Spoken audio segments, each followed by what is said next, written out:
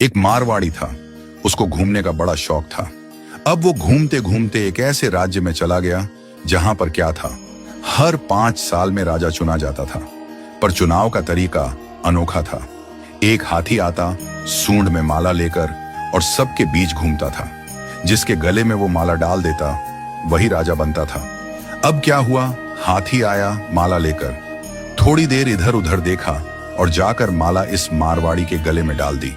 मारवाड़ी हैरान, अरे भाई, मैं तो घूमने वाला आदमी हूं, ये कहां फंसा दिया।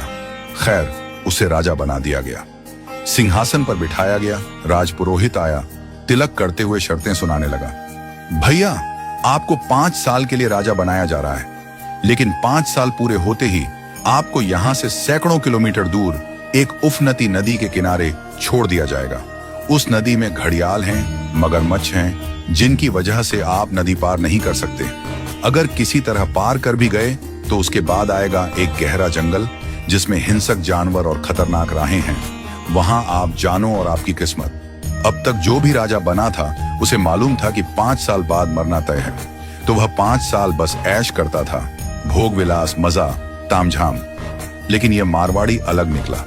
उसने सोचना शुरू किया, अब मुझे 5 साल बाद क्या करना है। राज्य की जो भी आमदनी आती थी उसमें से 51% जनता की भलाई में लगाने लगा, और बचे हुए 49% से उसने अपने आगे की प्लानिंग की।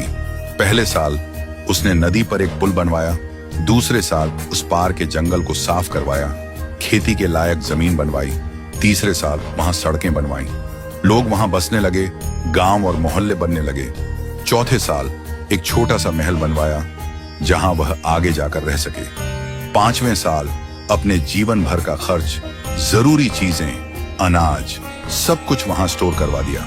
अब 5 साल पूरे हो गए। परंपरा के अनुसार लोग उसे ढोल नगाड़ों के साथ विदा करने आए। लोगों की आंखों में आंसू थे। कहने लगे, ऐसा राजा हमने पहले कभी नहीं देखा। वो राजा था मारवाड़ी, शांत मुस्कान के साथ सबको प्रणाम किया और उस पुल पर चढ़ गया जो उसने खुद बनवाया था। लोग अवाक रह गए। हजारों राजा आए गए, मारे गए, लेकिन ये पहला राजा था जो भवसागर को पार कर गया। कथा का संदेश, हम सभी इस धरती पर सीमित समय के लिए आए हैं। ये जीवन 5 सालों की तरह है। जो इस समय को मौज में घंवा देता है वो अंत में उस भवसागर में गिरता है जहां मगरमच्छ, घड़ियाल, दुख और पीड़ा है। लेकिन जो जीवन का उपयोग अच्छे कर्मों, जनसेवा और प्रार्थना में करता है वो इस जीवन से परे उस पार पहुंच जाता है। तो आज ही से भवसागर पार करने के लिए अपना पुल बनाना शुरू कीजिए, ताकि जब आपका कार्य